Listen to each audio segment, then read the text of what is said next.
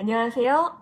취재하고 중계하고 진행하는 담행, 오늘 신문 일면으로 돌아왔습니다. 4월의 첫째 날이니만큼 신문 일면에는 4월 1일에 신문 일면에는 뭐가 있는지 한번 짚어보는 시간을 좀 가질게요. 자, 신문을 함께 보시겠습니다. 코로나 전에도 한국 기업 작년 영업이익 반토막이었다. 경제가 좀 어려운 상황을 얘기를 하고 있고요. 총선 관련해서 여론조사들이 좀 못 믿겠다라는 내용도 있습니다. 그리고 여당 쪽 이제 비례당 대놓고 돈 선거다라는 말을 하면서 전 국민에 60만 원 주겠다라는 공약 내놨다가 철회한 내용이 있고요. 온라인 계약 이야기들이 대부분 많이 차지를 한 것 같아요.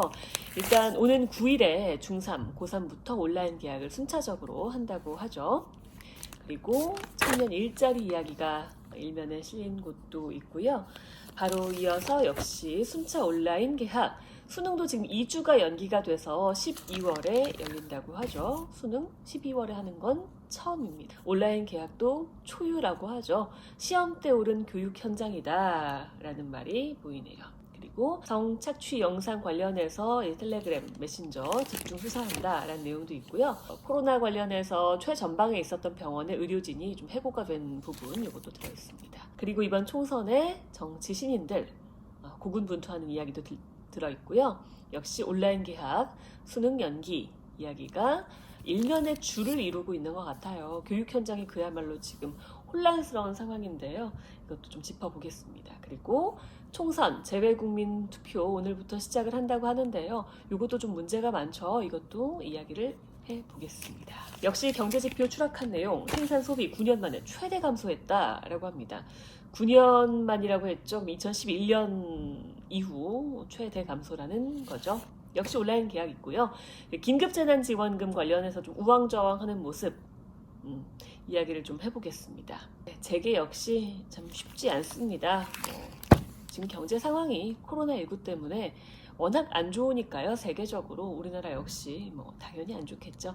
자, 그럼 자세히 짚어보는 시간 한번 가져보겠습니다. 네, 먼저 아까 얘기했던 코로나 전에도 지금 한국 50대 기업의 작년 영업이익이 반토막 났다라는 내용 일면에 실렸는데요. 매출이 제자리인데 영업이익이 마이너스 43%라고 하네요. 이게 이제 코로나19의 영향이 아닐까라고 했었는데 사실 그 이전에 이미 반토막이 났다는 거예요. 그건 이제 주 52시간 제도라든지 최저임금으로 기업들이 이미 심각한 상황이었다.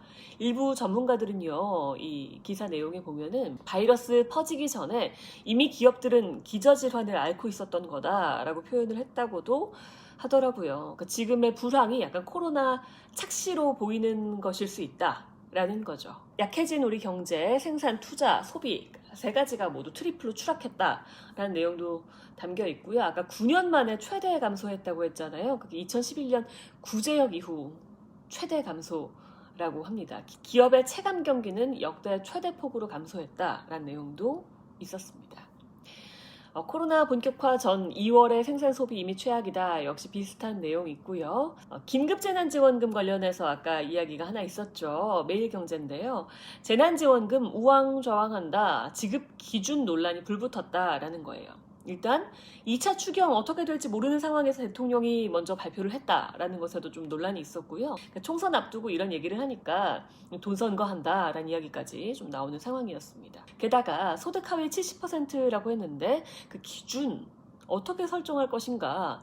소득만 무조건 70% 이하면 되는 것인가? 아니면 부동산이나 금융자산은 이미 돈을 갖고 있는 사람은 기재부는 일부 자산만 반영하겠다라고 했는데 그 일부는 어떻게 판단할 것인지. 그리고요, 작년에는 돈을 좀 많이 벌다가 코로나19 때문에 올해 갑자기 돈을 확 못 벌게 된 사람들은 소득 기준 어떻게 책정을 할 것인지, 이런 부분들이 많이 문제가 되고 있는 것 같습니다. 역시 복지란 정말 어려운 것 같아요. 그래서 이제 모두에게 줘야 한다라는 말을 하는 분들도 많죠. 모두에게 주는 것 역시 예산 낭비다 라는 의견들도 많습니다. 이게 참 어려운 건데 이렇게 정확한 대책 없이 덜컥 정부가 너무 방안부터 내놓은 것 아니냐, 발표부터 한 거 아니냐, 뭐가 그리 급했나, 혹시 총선 때문인가, 이런 의심들이 나오고 있는 상황인 거죠. 그리고 긴급재난지원금 관련해서요, 이제 정부가 80% 그리고 지자체가 20%를 부담하게 했으면 좋겠다라고 했는데 지자체들은 지금 좀 당황을 했습니다. 왜냐하면 지자체가 자체적으로 생계지원금을 지원하기로 한 곳들도 많은데 그렇게 되면 이제 예산이 부족하거든요. 이미 고가는 싹싹 끌어 모았는데 이렇게 되면은 긴급재난지원금 그 20% 어디서 부담할 것인가. 돈이 없는데 이게 문제인 거죠. 게다가 가난한 지자체일수록 지원 대상이 많은 것도 문제가 되는 겁니다. 그렇겠죠? 역시나 이재명 경기도지사, 이용섭 광주광역시장이요. 재원이 바닥났는데 어떡하냐. 지자체 2조 원 부담 납득 안 된다라고 이야기를 했습니다. 지금 전 주민 대상으로 지원금 주는 곳들이 많습니다. 뭐 경기도를 비롯해서요, 부산 기장, 뭐 울산 울주 같은 곳 비롯해서 한 40여 곳 된다고 하는데요. 지자체들도 지금 예산 바닥나는 상황이라서 요 지원이 제대로 될지 이것도 참 미지수입니다. 그리고요, 계약 관련해서 역시나 일면들의 거의 모든 신문들이 다뤘습니다. 초유의 재택계약, 초유의 온라인 계약, 초유의 수능 연기 이런 일들이 실제로 일어났습니다. 일단 오는 9일에 중3, 고3 계약을 온라인 계약으로 일단 한다고 하고요. 16일에는 고등학교 1학년, 2학년, 그리고 중학교 1학년, 2학년, 그리고 초등학교 고학년, 4, 5, 6학년 하고요. 20일에 초등학교 1, 2, 3학년이 온라인 계약을 한다고 합니다. 자, 수능도 2주 연기돼서요. 원래 11월 19일 예정이었는데 12월 3일 예정으로 바뀌었습니다. 12월 수능 굉장히 새롭네요.